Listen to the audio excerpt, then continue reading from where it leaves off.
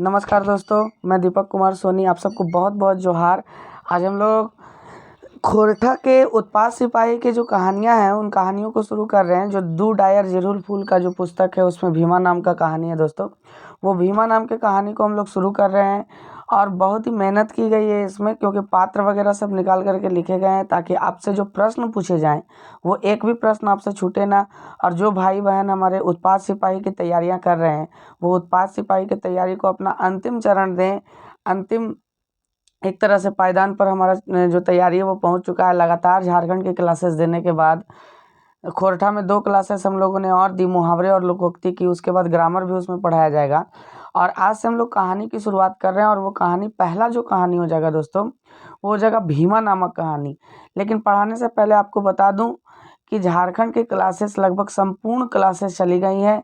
Playlist में, description के playlist में लिंक दिया हुआ है, आप जाकर के क्लिक करें और बहुत बेहतरीन तरीके से तैयारी करें। आइए भीमा नामक कहानी के सबसे पहले मुख्य पात्रों के बारे में जानते हैं कि कौन कौन से पात्र आपको देखने के लिए मिलेंगे। और यहाँ से बहुत महत्वपूर्ण प्रश्न पूछे जा सकते हैं दोस्तों, वेरी वेरी इंपॉर्टेंट यहाँ से प्रश्न पूछे जा सकते हैं कि कौन कौन से आपको पात्र मिल सकते हैं। या तो फिर पात्रों से, कहानियों से प्रश्न इसी तरह से बनता है कि छुटुआ के हलक, पांडे बाबा के हलक, भीमा के हलक, राय बाबू के हलक, ये सब से प्रश्न बन सकते हैं। उसके अलावा राइटर से प्रश्न बनते हैं। तो आइए हम लोग जानेंगे। उसके बाद सारे कहानी का हिंदी सारांश हम जानेंगे। यदि आपके पास बुक होगा तो आप निकाल कर रख ले, बहुत मजा आने वाला है दोस्तों। आइए आगे हम लोग बढ़ते हैं और जानते हैं भीमा कहानी के मुख्य पात्रों के बारे में। तो भीमा कहानी के जो मुख्य पात्रों के बारे में जानेंगे, वो सबसे पहले जो कहानी की शुरुआत होगी दोस्तों वो छुटुआ नामक एक लड़के से होगी। किससे होगी? छुटुआ नामक एक लड़के से होगी, जिससे कहानी की शुरुआत होती है। हालांकि ये मुख्य पात्र नहीं है कहानी का, लेकिन फिर भी इस कहानी की शुरुआत छुटुआ नामक लड़के से होगी। पूछ सकता है प्रश्न आपसे कि छुटुआ नामक भीमा कहानी की शुरुआत या भीमा कहानी की शुरू कौन नाम के पात्र से भेलक, ठीक ना? तो छुटुआ नामक पात्र से। पांडे बाबा है ना, पांडे बाबा एक व्यक्ति रहते हैं जिन्होंने अपनी पुत्री का विवाह किया रहता है और उनके दामाद को उग्रवादी मार देते हैं। ठीक है, कौन मार देते हैं? उग्रवादी उनके दामाद को मार देते हैं, वही पांडे बाबा हैं। भीमा कहानी का मुख्य पात्र है एक ऐसा लड़का जो बहुत मेधावी होता है ना, एक ऐसा लड़का जो बहुत मेधावी होता है, बहुत तेज तर्रार होता है, लेकिन समाज के अंधविश्वासों के कारण उसको उग्रवादी बनने पर मजबूर कर देते हैं लोग। उग्रवादी बन जाता है बेचारा। ठीक है, राय बाबू गांव का सबसे अमीर व्यक्ति जो था वो राय बाबू था, जो बराबर हुक्का पीते रहते थे और हुक्का पीते पीते ही अपना जो था वो कहानी बनाते थे। उसके बाद मगना आएगा दोस्तों, और मगना से आपको प्रश्न पूछा जा सकता है कि मगना ही है ना, भीमा के उग्रवादी बनने में जो मगना है, मगना का बहुत बड़ा योगदान रहा। क्यों योगदान रहा वो आगे आप जानिएगा। आइए उसके बाद हम थोड़ा सा राइटर के बारे में जान ले। जो मनपूरन गोस्वामी है हमारे, वो राइटर के बारे में जान ले दोस्तों, है ना। तो आइए राइटर के बारे में हम जानते हैं, ध्यान दीजिएगा। मनपूरम गोस्वामी जो है इस भीमा कहानी के लेखक हैं, इस भीमा कहानी के लिखवैया हैं, है ना। और मनपूरन गोस्वामी का जन्म दोस्तों देख लीजिए, जन्म नहीं, ये गलत नहीं लिखा हुआ है, जन्म कोरठा भाषा में, हमारे कोरठा भाषा में जन्म होता है। ठीक है, तो जन्म इनका 12 सितंबर 1944 को। एक एक चीज़ आपको याद रखना, एकदम अच्छा से ध्यान में रखिए। इनका जन्म कब हुआ? 12 सितंबर 1944 को। जन्म स्थान कहाँ था? तो बोकारो जिला के चंदन कियारी के पुंडरू गाँव में। बोकारो जिला के चंदन कियारी के किस गांव में? पुंडरू गांव में इनका जन्म हुआ था। माए के नाम की हलक, तो माए के नाम मुक्तेश्वरी देवी, है ना। बापे के नाम, यानी बाप के नाम, इनके पिता का नाम भूषण चंद्र गोस्वामी था। इनकी जो शिक्षा हुई, इनकी जो पढ़ाई का कार्य हुआ वो आईएससी और आईटीआई इन्होंने किया था। और उसके बाद बोकारो स्टील प्लांट में इन्होंने नौकरी की, बोकारो स्टील प्लांट में नौकरी की इन्होंने। इनकी जो कृतियां हैं दोस्तों, इनकी जो पुस्तकें लिखी गई या तो कहानियां लिखी गई वो कुछ इस प्रकार से हैं। महुआ, ये खोरठा गीत है। भगत आर भजन, ये गीति नाटक है। खोरठा देश भक्ति गीत, आपन मंगल, परा संचित, बड़की माय और मारुति, शोभे खोरठा नाटक, ये सब सब का सब क्या है? खोरठा नाटक है। काहे छोड़ल गांव, खोरठा कहानी है ना। इसके अलावा देखिए इन्होंने एक पत्रिका का संपादन भी किया जो बेसिकली खोरठा में नहीं, हिंदी में था। वो पत्रिका था रुद्राक्ष ज्योति। कौन सा पत्रिका था? रुद्राक्ष ज्योति। आपको देखिए यहाँ पर एक चीज़ और बता दें कि ये बंगाली के बहुत अच्छे जानकार थे, बंगाली भाषा के क्या थे? बहुत अच्छे जानकार थे, इसीलिए इनका जो कृतियाँ मिलेंगी आपको बंगाली भाषा में भी मिलेंगी, आप पढ़ सकते हैं मनपुरम गोस्वामी का। ठीक है, अब आइए थोड़ा कहानी की तरफ हम चलते हैं, और कहानी हमारा जो है वो भीमा नामक कहानी है जिसको मनपुरम गोस्वामी ने लिखा। देखिए दोस्तों, हम शॉर्ट में आपको पहले बता देना चाहते हैं कि कहानी का सारांश क्या है, उसके बाद लाइन बाय लाइन हम लोग कहानी पढ़ेंगे और उसका हिंदी जानेंगे, और आप अपना जो भी नोट्स वगैरह है आपके या तो पुस्तकें हैं जो आपकी, वो आप खोल करके रख लें, ताकि लाइन बाय लाइन आपको इसका अर्थ समझ में आए। और कुछ कुछ ऐसे शब्द होंगे जहाँ पर आपको अर्थ समझ में आएगा, ठीक है, समझना होगा क्योंकि प्रश्न वहाँ से पूछे जा सकते हैं। लाइन बाय लाइन समझ में आएगा दोस्तों, तभी आप बता सकते हैं कि ये जो कहानी है वो किस प्रकार से बनी, किस प्रकार से ये सारांश इसका लिखा गया। ध्यान से देखिएगा। देखिए, भीमा नामक जो कहानी है दोस्तों, है ना, भीमा नामक जो कहानी है वो एक ऐसे लड़के पर आधारित कहानी है, भीमा, है ना, जो बेचारा पढ़ने में तो बहुत तेज रहता है, लेकिन अंधविश्वासों के कारण, है ना, कुछ पैसों के कमी के कारण भी बेचारा पढ़ लिख नहीं पाता है आगे। सोच लीजिए टॉपर करता है लेकिन पढ़ नहीं पाता है आगे, और जिसके कारण अंधविश्वासों के कारण इनकी माँ को डायन बता दिया जाता है। और डायन बता करके इनकी माँ जब सुनती है कि ये डायन है ना, झारखंड के क्षेत्रों में ये ज़्यादा पाया जाता है दोस्तों, तो डायन है, इनकी माँ अपने आप को फांसी लगा लेती है और पिताजी ऐसे ही रह जाते हैं। इसलिए भीमा निर्धारित करता है, सोचता है कि जिस जिस गांव ने मेरे माँ को क्या किया, मृत्यु के तरफ ढकेला, उस गांव को मैं कभी छोड़ूंगा नहीं, है ना, कभी छोड़ूंगा नहीं। और इसलिए भीमा उग्रवादी बनता है और उस गांव को पूरा बर्बाद करता है। ठीक है, ध्यान से देखिएगा। उस गांव को पूरा बर्बाद करता है, आप ध्यान से देखिएगा बड़ा अच्छा से। तो यहाँ पर समझना है आपको दोस्तों, यहाँ पर बड़ा अच्छा से जानना है कि यही कहानी का सारांश है बेसिकली, है ना। तो आइए जानते हैं कहानी का लाइन बाय लाइन हम लोग जानेंगे कि किस प्रकार से भीमा जैसा मेधावी छात्र जो था वो बन गया एक उग्रवादी, और किस प्रकार से मनपुरम गोस्वामी ने इस कहानी को जीवंत किया है। ध्यान से देखिएगा। देखिए, अघन महीना खेते के धान पूरा पाकल न खाए, यानी अघन महीना, ध्यान से देखिएगा दोस्तों, अघन महीना खेते के धान पूरा पाकल नहीं खाए, बेचारा छोटुआ आध पाकल धान काट के धानी के बोझा मुड़े लेके हसुआ डाढ़ खोसे के आपन हले। है ना, कि कहने का अर्थ है कि अघन का महीना था और खेत का धान पूरा पका हुआ नहीं था, लेकिन छुटुआ, जो मैंने पहले भी बताया, इसी से कहानी की शुरुआत होगी।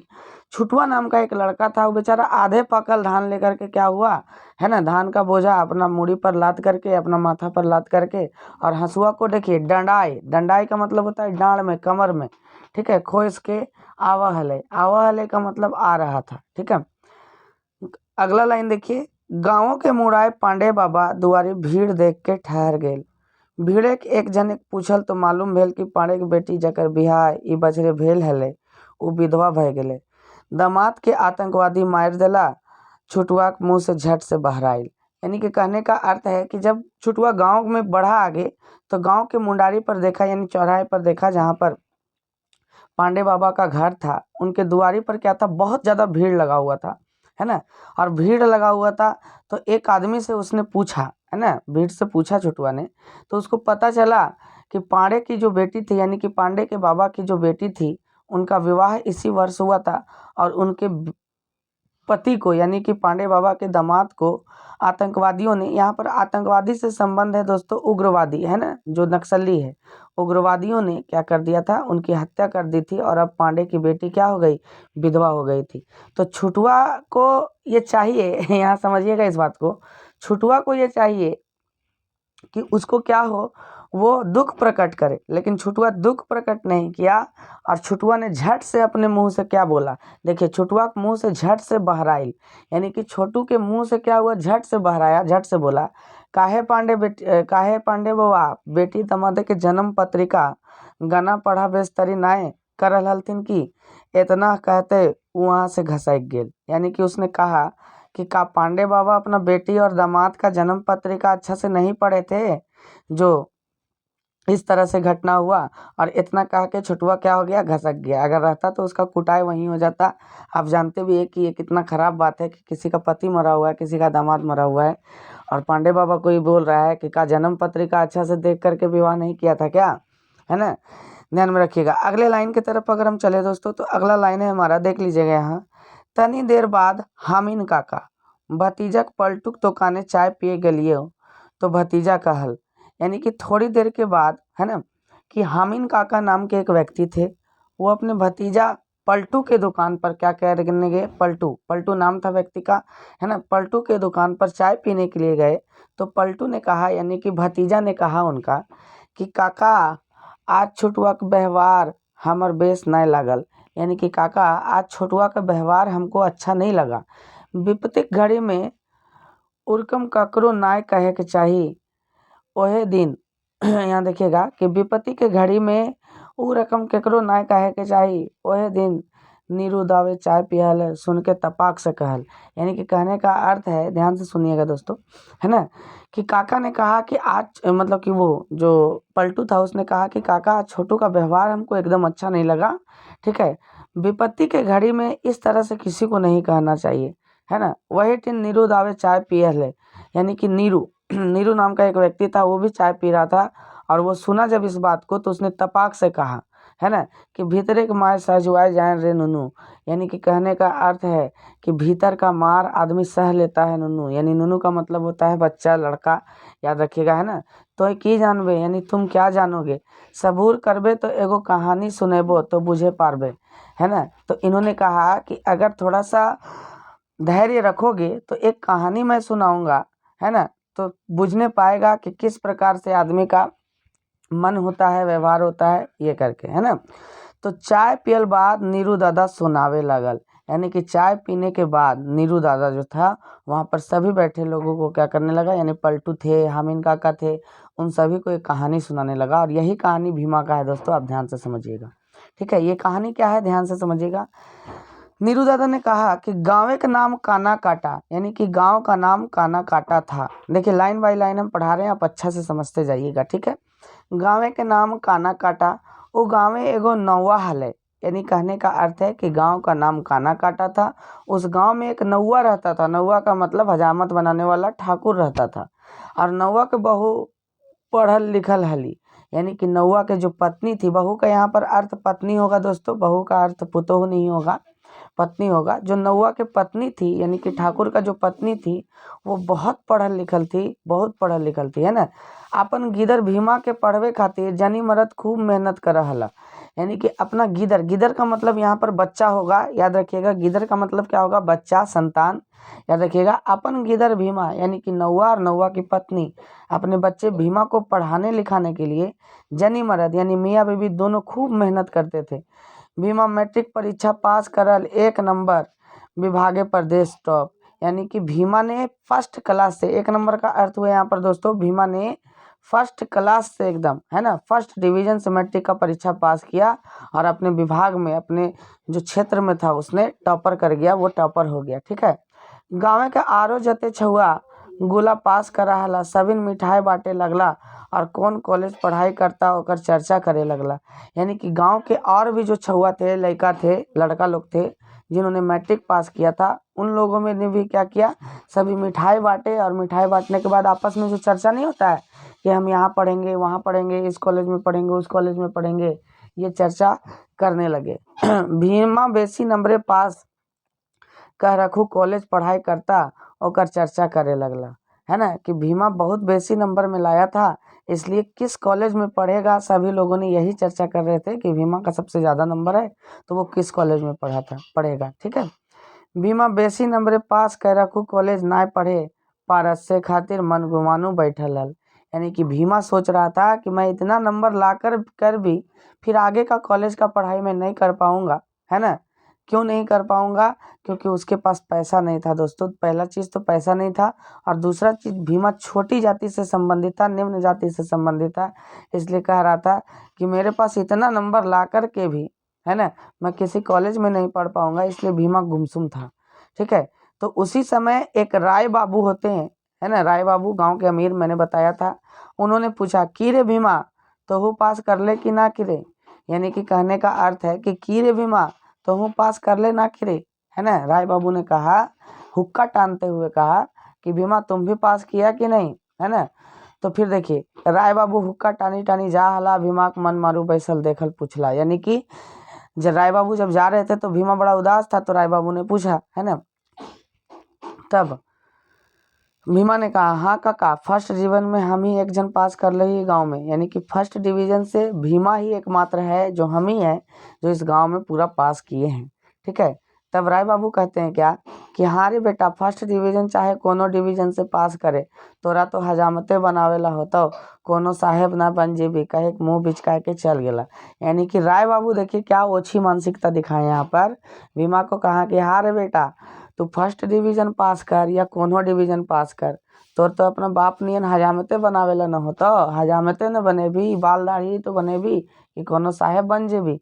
और इतना कह के राय बाबू मुंह बिचका के क्या कर दिए, चले गए, है ना। घर जाए भीमा अपन माई के सुनवला और कहला, है ना। घर जाके और भीमा को दुख हुआ होगा दोस्तों, और भीमा जा करके घर में अपने माँ को कहता है। यानी कि ये देखिए, ये कौन सुना रहा है, ये कहानी कौन सुना रहा है, ये कहानी, है ना, ये कहानी यहाँ पर आपको मिलेगा, यहाँ पर ही नीरू दा सुना रहे हैं कहानी दोस्तों, आप जानिएगा। घर जाकर के भीमा जो था अपने माँ के सुनवला और कहला, यानी अपनी माँ को सुनाता है और कहता है, माँ हमें मामून 3 खबर दिए जाए कि मैं मामू के पास जाऊंगा, अपने मामा के पास जाऊंगा। तब उसकी माँ कहती है दोस्तों कि ठीक है, खाए के चल जिए। राय बाबू की नियत से भीमा बड़ी दुख भेलल, है ना। तो उसकी माँ कहती है कि ठीक है बेटा, तुम खा करके चले जाना। क्यों ऐसा क्यों कह रहा था भीमा, क्योंकि राय बाबू का नियत से भीमा को बड़ी दुख हो रहा था, बहुत दुख हो रहा था, और वो नहीं चाहता था कि इस गांव में रहे, ताकि उसको और भी कोई व्यक्ति इस तरह से बोले ताकि उसको और दुख हो। वही चीज़ आगे लिखा हुआ है दोस्तों कि आरो लोग के सुने हते भेल के मारते से खातिर मामू घरे निंगसाए गाँव में बाहर चल जाए। यानी कि निंगसाए का अर्थ होता है बहाना बनाना दोस्तों, है ना। निंगसा का अर्थ क्या होता है, आप ध्यान से समझिएगा। निंगसा का अर्थ होता है बहाना बनाना। तो उसने कहा कि इससे बढ़िया है कि गांव में हम सबका बात सुने और कोई कोई मारेगा भी हमको, इसलिए हम क्या करें, बहाना बना करके और अपने मामू के घर चल जाएं, इस गाँव से बाहर चल जाएं। ठीक है। अब उसका बाद भीमा के मामू के बारे में बताया गया दोस्तों कि भीमा के मामू कोयला खादे काम कर रहा। यानी कि भीमा का मामू जो था वो कोयला के खदान में क्या करता था, काम करता था। एतवारे सहेक सुबह के चुईल दाढ़ी हजामतो कर रहला। और एतवार को जैसे देखिए खदान में काम भी करता था, और रविवार को चूंकि छुट्टी रहता है सरकारी काम, तो इसलिए एतवार को वो क्या करता था, अपना हजामती काम भी करता था। चूल दाढ़ी, यानी कि चूल का मतलब हुआ बाल और दाढ़ी का मतलब दाढ़ी, हजामत भी बनाता था अपने जाति के अनुसार। ठीक है। भैगना कॉलेजो नाय पढ़ते जाइन आइन थीन लई गेला, है ना, कि भैगना कॉलेज में नहीं पड़ेगा, इसलिए वो क्या किया, अपने ठीन ले आया, अपने पास ले आया। साहेब के नेहोर विनती कर भीमा के कामों धराए देला। यानी कि कहने का अर्थ है कि साहेब के पास, यहाँ साहेब का मतलब होगा साहेब के पास, साहेब के पास विनती करके भीमा को अपने पास क्या धरा दिया, इसने काम धरा दिया। बेचारा भीमा देखिए मैट्रिक से टॉपर हुआ था, और भीमा को आगे ना पढ़ने छोड़ करके अब भीमा क्या कर रहा है, काम करेगा। ध्यान से देखिएगा दोस्तों। भीमा नौकरी करे लगला, सब कुछ ठीक चल रहा है, भीमा नौकरी करे लगला, यानी भीमा नौकरी करने लगा। पैत महीना बापे के नाम पैसा पठवे लगले, यानी कि हर महीना, पैत महीना का मतलब हर महीना अपने बाप के नाम से वो क्या करने लगा, पैसा भिजवाने लगा। एक छत घर बनावला, और एक छत वाला घर भी बना लिया, है ना। सूखे रहे लगला, यानी कि बड़ा सुख शांति से रहे लगा। कौन, भीमा बहुत सुख शांति से रहे लगा। मेंतुक वो गाँव में 2-4 गो ऐसन बदमाश जो दूसरे के बेस ना देखे पारत। यानी मेंतुक का अर्थ होता है यहाँ पर दोस्तों कि मगर उस गांव में 2-4 गो ऐसे बदमाश थे जो दूसरे का सुख नहीं देख पाते थे, दूसरे का बेस नहीं देख पाते थे। उस सभी के नजरे गड़े लगला अशांति करे, और उन सभी के नज़र में गड़ने लगा कि भीमा जो छोटी जाति का है वो कैसे इतना सक्सेस कर रहा है, कैसे इतना पैसा कमा रहा है, घर भी बना लिया, सुख से रह भी रहा है ना, और अशांति फैलाना चालू कर दिया। कधियो गोरू छागरे के हुस्सा, तो कधियो छुआछूत निंगसा, बांध बाटे पानी भरे के हुस्सा जैसे तैसे। यानी कि कभी क्या काम, कभी गरू छगरी के हुस्सा से, यानी कि हुस्सा का मतलब कभी बकरी और गाय भैंस के झगड़ा से, है ना, कभी छुआछूत के झगड़ा से, कभी बांध बाटे पानी भरे के झगड़ा से, यानी कि कभी पानी भरने के झगड़ा से, वही छुआछूत वाला दोस्तों, है ना। हमेशा क्या करते रहता था भीमा के माँ बाप के साथ और भीमा के बाप के साथ, है ना, भीमा के साथ इन लोग छुआछूत की भावना रखता था, भीमा के साथ अशांति की भावना रखता था। ठीक है, याद रखिएगा। भीमा और भीमा का माँ इस सब बातें ध्यान नहीं दे हला, यानी कि भीमा और भीमा की जो माँ थी इन सभी बातों पर ध्यान नहीं देते थे। उखिन जाना, देखिए ध्यान से देखिएगा दोस्तों, उखिन जाना हला, ध्यान से देखिएगा, उखिन जाना हला जे करिया कौआ कखनो उजर हंस ना होवे पारे। उन लोग जानता था कि हम लोग नीच हैं तो नीच ही रहेंगे, निम्न जाति के हैं तो गांव के लोग हम लोगों को कभी वैल्यू नहीं देंगे, इसीलिए उन लोग अपना शांत रहता था बेचारा। वही करिया कौआ कभी भी हंस नहीं हो सकता है, वो लोग जानते थे। ठीक है, भीमा हिसाब से नौकरी पैसा खर्चा कर रहा है, यानी कि भीमा जो था जितना कमाता था उसके हिसाब से ही अपना नौकरी का जो पैसा कमाता था दोस्तों वो खर्चा करता था। दू पैसा बचवे के चेष्टा कर रहा है, दू पैसा बचाने की इच्छा रखता था, दू पैसा बचाता भी था बेचारा।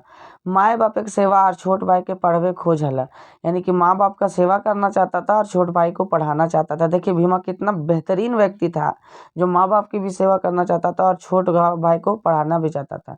मेंतुक जे गाँवे जायत भेदी दानवेक, है ना, बाढ़ वहाँ बेस मानसुक चैन कहाँ, यानी कि कहने का अर्थ है कि मगर जिस गांव में जात पात का क्या है, दानव बसा हुआ है। ध्यान से समझिएगा, जिस गांव में जात पात का दानव क्या है, बढ़ा हुआ है, बसा हुआ है, वहाँ पर बेस मानुस, वहाँ पर बढ़िया मानुस का चयन कहाँ। जो भीमा जितना अच्छा व्यक्ति था, वहाँ पर जात पात का जहाँ दानव बसा हुआ है, जहाँ पर जात पात होता है, छुआछूत होता है, वहाँ पर अच्छे मानुस का चयन कहाँ, वहाँ पर अच्छे मानुस का चयन कहाँ है दोस्तों, ये बताया है यहाँ पर। ठीक है, गाँव के धनी मानी दबंग भट्टाचारी बाबा और गुमनमुहा मानुस सभी लागल फुसुर फुसुर करे और कुट चाइल खेले, यानी कि गांव का जितना भी धनी लोग था, भट्टाचारी बाबा था और गुमनमुहा मनुष्य, यानी कि गुमनमुहा का मतलब कुछ बोलेगा नहीं लेकिन बहुत खतरनाक होगा, सभी लागल फुसुर फुसुर करे और कोट चाइल खेले, यानी सभी फुसुर फुसुर करने लगे और कूटनीति करने लगे भीमा के प्रति। करे लगला हुरसा खोजे लागला खुनुस भेस्टाए के जुगत, यानी कि करने लगे, है ना, हुरसा का मतलब होता है ठेह करने का खोजने लगे, खुन्नस करने का खोजने लगे, झगड़ा करने का खोजने लगे और सोचने लगे कि भीमा को कैसे गिराएं, क्योंकि भीमा बेचारा अच्छा से अपना कमा खा रहा था। ठीक है, देखिए यहाँ पर बताया गया है, ध्यान से समझिएगा कि भट्टाचारी बाबा, देखिए भीमा का जीवन कैसे बदलेगा। भट्टाचारी बाबा को मकर जाल बहुत ही मजबूत और पसरल, यानी भट्टाचारी बाबा का मतलब जो भ्रष्ट बाबा होते हैं, जो पाखंडी बाबा होते हैं, भट्टाचारी का मतलब पाखंडी बाबा होते हैं, उनका मकर जाल का मतलब नेटवर्क दोस्तों, आगे बताया गया है। मकर जाल का मतलब नेटवर्क, बहुत मजबूत और पसरल, यानी कि बहुत ज़्यादा पसरा हुआ है। इनकर मकर जाले एजेंटा भेल ओझा सोखा और भगत, यानी कि इनका मकर जाल का एजेंट जो है वो ओझा है, सोखा है और भगत है। ओझा सबसे छोटा डॉक्टर, यानी कि जो कह लीजिए मुर्गा उर्गा दारू ताड़ी कर करके जो घर बांधता है सब, सोखा है उससे बड़ा डॉक्टर और भगत है उससे सबसे बड़ा डॉक्टर। दोस्तों गांव का यही डॉक्टर है ये तीनों, समझिए, भभूत खिला करके और ठीक करता है इन लोग बीमारी, ध्यान में रखिएगा। ई गाँव के डॉक्टर से ओझा के मान बेसी और सबसे बेसी ऊपर मान भेल एक मंदिरे के मानता, है ना। ई गाँव के डॉक्टर से ओझा के मान बेसी और सबसे बेसी ऊपर मान भेल एक मंदिर के मानता, यानी कि इन गाँवों के डॉक्टर से और ओझा के मान से बेसी जो मान होता है वो मंदिर के जो भगत है उनका होता है। मंदिर के माने मतलब कि मंदिर के मानता का क्या होता है, मान होता है। ककरो असुख बेसुख भेले सबसे पहले ओझा के डाकल जाहे, झाड़ फूक करवल जाहे, है ना, कि किसी का असुख हुआ सुख हुआ तो सबसे पहले ओझा को खोजा जाता है। डाकल का मतलब ओझा को बुलाया जाता है और झाड़ फूक करवाया जाता है। किसी को बीमारी भी है तो यही करवाया जाता है, डॉक्टर के पास नहीं जाते हैं लोग इस गाँव में। ठीक है, ध्यान में समझिएगा। ओझा ठिन बीमारी के जे कारण होवे उ सब भेलई, यानी कि ओझा के पास बीमारी का जो कारण होता है वो सब होता है। देखिए क्या क्या दिया हुआ है, नज़र लगा, यानी ओझा बताएगा कि इसको जो बीमारी हुआ वो नज़र लगने से हुआ है। कारी साया, यानी काला साया इस पर पड़ा है। डायन बिसा, कोई डायन वेन कुछ कर दिया है ना। भूत प्रेत, यानी कि भूत प्रेत लगा हुआ है। बरहम दैत, यानी कि बरहम बाबा, जो आप समझते हैं ना कि पीपल के पेड़ के नीचे जो बड़ा बरगद का पीपल का पेड़ होता है दोस्तों, वहाँ पर ही जाता है तो वहाँ पर ही भूत छूत देता है, वही बरहम दैत, यानी बरहम का दैत लग गया है। कुदरी भूत, यानी कुदरी का भूत लग गया है। चोर भूत जेन तेन, यानी का इन लोगों के पास बीमारी का कारण ये नहीं है कि बैक्टीरिया लगा है, फंगस लगा है और वायरस लगा है। इन लोगों के पास बीमारी का कारण है भूत लगा है, नज़र लगा है और डायन लगा है ना, ध्यान में समझिएगा। ओझा के झाड़ फूक बेस ना भेलो रेफर कल जाए शोक ठीन। यानी कि अगर ओझा के झाड़ फूक से बढ़िया नहीं हुआ तो जैसे छोटा डॉक्टर कैसे रेफर करता है जिला में, और जिला रेफर करता है कैसे पटना में या तो फिर रांची में, ठीक उसी प्रकार से ओझा का झाड़ फूक से अगर ठीक नहीं भेगा या तो नहीं होगा तो शोक के पास भेज दिया जाता है कि आप शोक के पास जाएं, वहाँ पर ही आपका ठीक हो जाएगा बीमारी। ठीक है।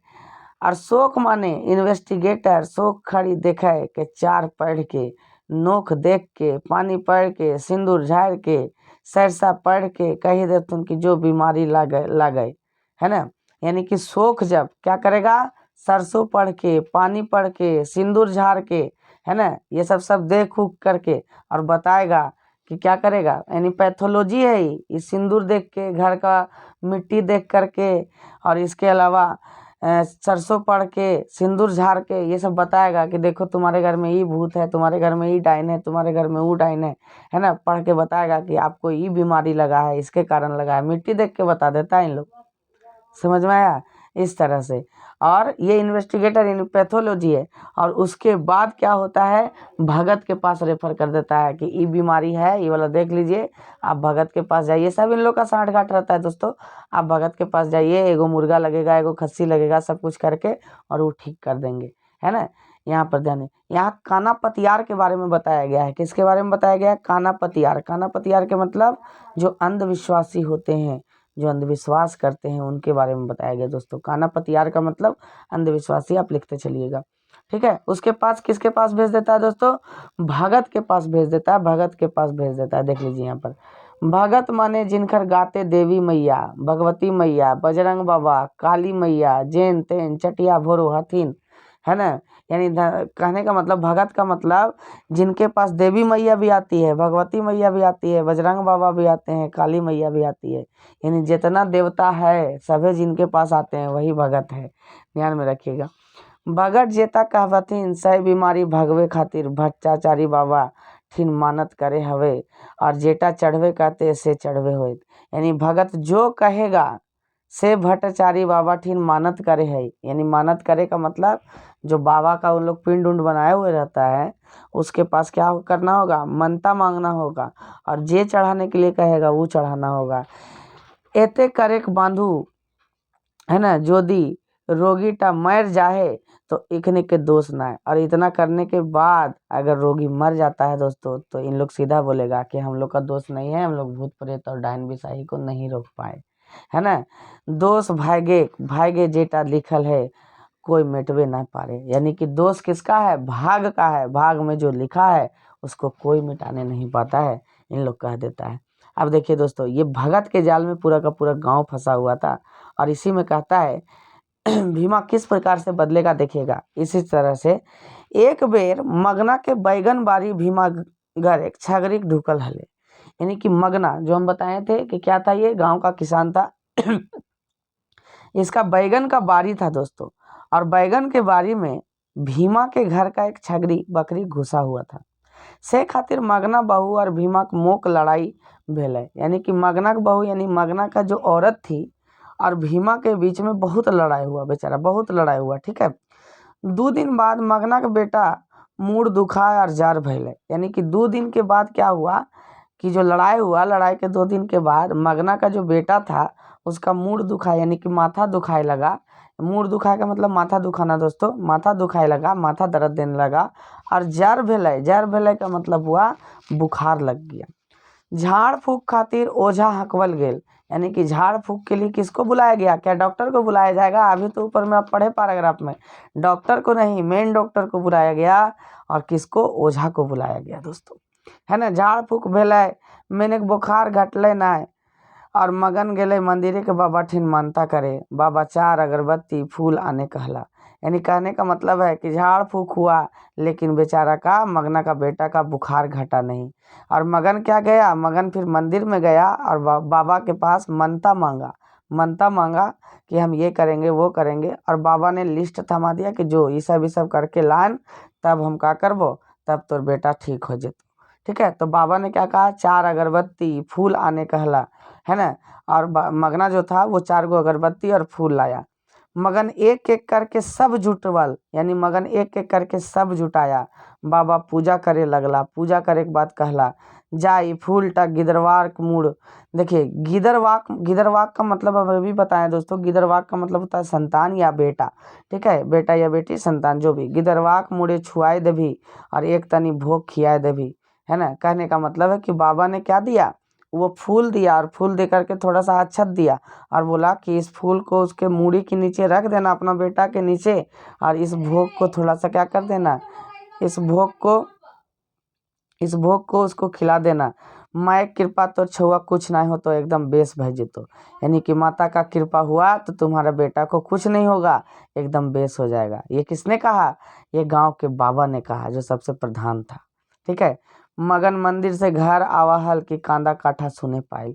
और मगन बेचारा जैसे ही फूल अक्षत लेके मंदिर से घर आ रहा था, कांदा काठा यानी कि रोवा कांदी सुनाई दिया उसको। कूद के घर जाके देखलक छुआ शेष, यानी छुआ शेष का मतलब दौड़ते दौड़ते घर जाके देखा कि पप्पा काहे लगी रो रहा है इन लोग, है ना। तो जाके देखा तो इसका बेटा जो था वो शेष हो गया। शेष का मतलब मर गया दोस्तों, आप यहाँ पर ही याद रखिएगा, इसका बेटा क्या हो गया, मर गया। मगना घर एक शोक एक लहर, मैंने एक मंदिर बबाक चले लागल दिमागी चक्कर, यानी कि मगन के घर में शोक का लहर क्या हुआ, चलने लगा, और बाबा के चक्कर चलने लगा, बाबा का दिमागी चक्कर फिर चलने लगा। बाबा सोचा कि अब हम कैसे बचे, तो हम बचना होगा तो किसी न किसी को फंसाना होगा, ये सोचने लगा। मगने घरे जाके दुख प्रकट करला, फिर गरजे लगला। और जो बाबा था वो मगन का घर गया और दुख प्रकट किया कि ओह बहुत गलत हुआ, और उसके बाद गरजे लगा, यानी चिल्लाने लगा और कहने लगा, एगो खड़ी आ न तनी सरसा, यानी एगो छड़ी और थोड़ा सा सरसों लाओ, एगो छड़ी और थोड़ा सा क्या लाओ, सरसों लाओ। बाबा माटी के ऊपर कुछ लिखला, उटाक ऊपर बेसार फेंकला, यानी कि बाबा मट्टी के ऊपर कुछ लिखे और उसके ऊपर क्या किए, सरसों फेंके। और फेंकने के बाद मगना से कहा कि तोर गिदर ता बुखारे नाय मोरल हो, यानी कि तुम्हारा बेटा बुखार से नहीं मरा है मगन, डायने एकर करेजवा काट के खाए गेल है, यानी कि डाइन इसका करेजा काट के क्या किया है, खा गया है, यानी कि इसका करेजा ही खा गया है डाइन, जिसके कारण तुम्हारा बेटा क्या हो गया, मर गया। तो मगन जाहिर सा बात है पूछेगा, के लगा है बाबा, कौन साली डाइने ऐसन कर ली, तनी बतावा तो। मगना पोटे का अघन उबले लागल, यानी कहने का अर्थ है कि मगन ने पूछा कि के है बाबा, वो कौन है ना, कौन साली मेरे बेटे को ऐसा कर दिया, थोड़ा सा हमको बता दीजिए। मगन का छाती में एकदम क्या होने लगा, अधन उबलने लगा, यानी खून खोलने लगा, उसको गुस्सा आने लगा दोस्तों, है ना। उसके बाद चटिया भोर तो शायद इन बोर सोखा के पूछबी, नाम तक जाने पारबे, यानी कि चटिया का मतलब जिस दिन क्या होगा, चटिया भरेगा, जिस दिन डलिया लगाएगा उस दिन बोर सोखा के पूछबी, यानी कि बड़ा सोखा से पूछना, उस दिन तुम नाम जानने पाएगा, कह के बाबा चल गेला, है ना, कहने का मतलब है। भोग चढ़ाए के मगन बाबा के बात मान, चटिया भोरा एक दिन सोखा दिन क्या किया, गेल, यानी कि जिस दिन चटिया भरा रहा था उस दिन सोखा के पास मगना गया। सिखवल सोखाए नाम धरल मिमाक भीमाक माय, यानी कि बाबा ने सिखा दिया था किसको, सोखा को, कि तुम किसका माय का नाम धरना, भीमा के माय का नाम धरना, क्योंकि तुम जानता है, इन लोग को सब पता रहता है दोस्तों कि 2 दिन पहले किससे लड़ाई हुआ था, है ना, कि तुम जानता है कि अगर भीमा के माय का नाम धरेगा तो वजह भी मिल जाएगा कि हाँ झगड़ा हुआ था, जिसके कारण वो डाइन बिसाही कर दी। तो सोखाई ने किसका नाम धर लिया, भीमा के माय का नाम धर दिया। और कि मुरारी के बांसी बज गले गोटे गांव, यानी कहने का मतलब है जो मनपूरन गोस्वामी कह रहे हैं कि और क्या था, जैसे ही नाम धरा, जैसे मुरारी का बांसी यानी कृष्ण का बंसी पूरा गांव में सुनाई देता था, उसी प्रकार से ये खबर हवा की तरह फैला, बंसी की तरह फैला। चैल बाजे के चले लागल चाल, यानी कि चैलबाज जो था, यानी कि जो बाबा था, सोखा था, भक्ता था, उन लोग अपना चाल चलने लगा, है ना। पंचायत के विचार भीमा माँ के डायन साबित कर गए, यानी कि पंचायत में विचार हुआ, पंचायती हुआ, और भीमा के माय को क्या कर दिया गया दोस्तों, डायन साबित कर दिया गया। क्या साबित कर दिया गया, डायन साबित कर दिया गया। वाहरे गाँव के विचार, लेखक कहते हैं कि वाहरे गांव का विचार, भीमा के माँ दुआरी भीड़ जमल, यानी कि भीमा के माय के दुआरी के बाहर क्या हुआ, भीड़ जमा। सभी ने कहे लगल थी भीमा के माय डायन लगे, सभी लोग कहने लगे कि भीमा का माय क्या है, डायन है। भीमा के माय डायन लगे, भीमा के माय डायन लगे, चिल्लाने लगे, एकरा मैला पियावे हो तो, यानी कहने का मतलब कि भीमा के माई डाइन है, इसको मैला, इसको लेटरिन घोर के पिलाना होगा, है ना, तभी इसका आदत छूटेगा। ध्यान से समझिएगा दोस्तों। बहरो साली बाहर निकल, बाहर निकल। बहरो साली का मतलब है साली बाहर निकलो, इस प्रकार से लोग कहने लगे। भीमा का माई हाय काट। भीमा का माँ का क्या हुआ, एकदम पूरा स्तब्ध हो गई कि बताइए मेरा जीवन, पढ़ा लिखा हुआ मेरा जीवन था, और किस प्रकार से हम अपने बच्चे को पढ़ाते लिखाते थे, इन सभी से कोई संबंध भी नहीं है मेरा, और आज हमको डायन साबित कर दिया और गाली गलौज भी कर रहा है। हमको लेटरिन पिलाने के लिए भी उत्सुक है इन लोग, है ना। घर के भीतर ढुकली आर केवाड़ बंद कर दिला। भीमा का माय जो था वो घर के अंदर ढुकी और केवाड़ी को क्या कर दिया, बंद कर दिया। भीमा के बात हाथ जोड़े लाल विनती करे लगल, मैं तुक निठुर के दल। भीमा के बाप एक धकली के गिराई दिला, है ना। भीमा का बाप जो था बेचारा हाथ जोड़ करके विनती करने लगा, लेकिन जो निठुरुक दल था, यानी कि जो उग्र भीड़ थी दोस्तों, है ना, वो भीमा के बाप को धकेल करके और गिरा दिया और केवाड़ तोड़ गेला। यानी केवाड़ तोड़ गेले का मतलब केवाड़ी को तोड़ दिया। सभी ने देखला भीमा के माय फांसी लगा के अपन जान दे देली। यानी सभी ने देखा कि भीमा के माय जो थी वो अपने जान को दे दी फांसी लगा करके, क्योंकि उस बेचारी को पचा नहीं कि मैं इतना सरल जीवन जीती थी, मैं इतना पढ़ी लिखी थी और हमको डाइन साबित कर दिया, जबकि मेरा भी एक बेटा है उसने ही बराबर। याद रखिएगा दोस्तों, उन्होंने फांसी लगा के क्या कर ली, आत्महत्या कर ली। खबर पाए के भीमा गांव आयल, क्योंकि ये अपने मामू के घर में था, काम कर रहा था। खबर पाए के भीमा गांव आयल, माय केर क्रिया कर्म करके बाप हाथे कुछ टाका दे, है ना। कहने का मतलब है कि माय कर क्रिया कर्म करके बापे का हाथे कुछ टाका दिले। यानी कहने का मतलब है कि भीमा जो था दोस्तों वो माँ का काम क्रिया करके और बाप के हाथ में कुछ रुपया दे दिया, और रुपया दे करके क्या हुआ, वो जाने के समय फिर जाने लगा। जाए के समय बाप को कहा कि ठीक से रहबे, हमें यार गांव घूरे बनाए। यानी कि पिताजी तुम ठीक से रहना, बाप को कहा कि पिताजी तुम ठीक से रहना, हम गांव में अब घूम के नहीं आएंगे। जे माटी हमार माय के अपन जान देवे भले, बिना दोषे माटी के प्रतिकार करब। यानी कि कहने का अर्थ है कि जिस माटी ने, जिस गांव ने मेरी माँ को अपने जान देने पर क्या किया, मजबूर कर दिया, उस माटी को हम छोड़ेंगे नहीं, इससे अपना प्रतिकार लेंगे, इससे अपना बदला लेंगे। इतना कही के नेहोर करल और चल गेल। गांव में गली आंख की लोर टिपका टिपका। इतना कह के भीमा बेचारा गांव की गली में अपना लोर टपकाते हुए, अपना आंसू बहाते हुए और गांव से बाहर चला गया, है ना। दुष्ट लोग हंसे लगल, यानी कि दुष्ट लोग जो थे, जो पापी लोग थे, जिन्होंने भीमा के माँ को जान देने पर मजबूर किया था दोस्तों, वो लोग हंसने लगे। कहे लगला साला नौआ बड़ी बाढ़ हले हले हे, यानी कहने लगे कि साला नौआ यानी साला ठाकुर बड़ी बढ़ रहा था, बड़ी बढ़ रहा था। देखो इसका माँ को भी मर गया, बाप का भी जीवन एक तरह से समाप्त हो गया, और गाँव भी इसको छोड़वा दिए। हंसने लगा सब। एकर परिणाम 10 बछर बादे देखे लगल। 10 बछर बादे इ क्षेत्र डकैती लूट मार और काटे का आंधी ऐसा उल्टायल कि यार थमल नहीं। और इसका परिणाम था दोस्तों, जो भीमा ने प्रतिज्ञा ली थी कि मैं इस गांव को छोड़ूंगा नहीं, इससे प्रतिकार लूंगा मैं, है ना, वो क्या हो गया, इसका परिणाम 10 साल बाद देखने के लिए मिला। और 10 बरस बाद गांव में रोज डकैती हुआ, रोज लूट मार कांड होते रहा, है ना, रोज लूट मार होते रहा, जो आज तक नहीं थमा। ये नीरुदा बता रहे हैं, है ना, कि रोज लूट मार, आज तक ये गांव शांत नहीं रहा। पांडे के बाबा दमादेक, है ना, देखिए यहाँ पांडे के बाबा दमादेक हत्या घटना ओकरे एगो हिस्सा है। यानी कि पांडे के बाबा के दामाद का जो हत्या हुआ वो इसी डकैती का, इसी लूट मार का हत्या का क्या है, घटना है। के जाने और कते दिन चलते ये आंधी, कौन जानता है कि आंधी और कितना दिन चलेगा। कते दिन गहुम सा घून पिसैते आयज उग्रवादी आएगे। कते निर्दोष मोर हथिन, देश के विकास रोकल जाहे, नेतुक अकर में गर्वादी करे दोष नाय। यानी कहने का अर्थ है कितना दिन गेहूं के साथ घुन पिसाएगा, उग्रवादी क्या करते हैं, निर्दोषों को भी मार देते हैं, देश का विकास रुक जा रहा है, लेकिन इसमें गरीब का कोई दोष नहीं है। उग्रवादी के जन्म देवे वाला रूढ़ी समाज, पुलिस और प्रशासनों को बेसी, यानी कि उग्रवादियों को जन्म देने वाला, अगर उनके साथ न्याय होता, भीमा के साथ न्याय होता दोस्तों, तो रूढ़ीवादी समाज, यानी इनके साथ भीमा का जो उग्रवादी को जन्म देने वाला है वो रूढ़ीवादी समाज है, जो पुरानी सोच वाली समाज है, जिससे पंचायती किया, और पंचायती करके डायन बिसाही को भी अभी तक लोग मानता है, जिसके कारण भीमा की माँ बेचारी मर गई। रूढ़ीवादी समाज, पुलिस और प्रशासन से त्रस्त होकर भी कई लोग क्या करते हैं, उग्रवादी में चले जाते हैं, उग्रवाद को ज्वाइन कर लेते हैं। सबले बेसी ऊपर वाला दोषी संचालक शासक नेता, यानी सबसे ज़्यादा जो दोषी होता है दोस्तों, ऊपर वाला जो सबसे ऊपर बैठा संचालक नेता है वो होता है। अनपढ़ बाहुबली नेता माने उग्रवादी जन्मदाता, यानी जो अनपढ़ बाहुबली नेता होते हैं वो भी उग्रवादियों के जन्मदाता ही होते हैं, है ना। निरुदा कहला, एरे नुनू छोटुआ लागे ओहे भीमा के बाप, बेचारा अपन माटी खटे है और पेट भरे है। और निरुदा जब ये कहानी सुना रहे थे तो बेचारा उधर से क्या जा रहा था, भीमा का बाप जा रहा था। और उन्होंने कहा छोटुआ को कि अरे छोटू, सो देखो कि भीमा का बाप वही जा रहा है बेचारा, बेचारा आज भी वो क्या करता है, आज भी अपना माटी में खटता है और अपना पेट भरता है बेचारा, उसको कोई चीज़ से कोई मतलब नहीं है। उनकी पत्नी भी बहुत अच्छा थी, लेकिन इन गांव वालों ने उनकी पत्नी को क्या कर दिया, मार दिया। और उसी का कारण है कि आज भीमा क्या बन गया, उग्रवादी बन गया।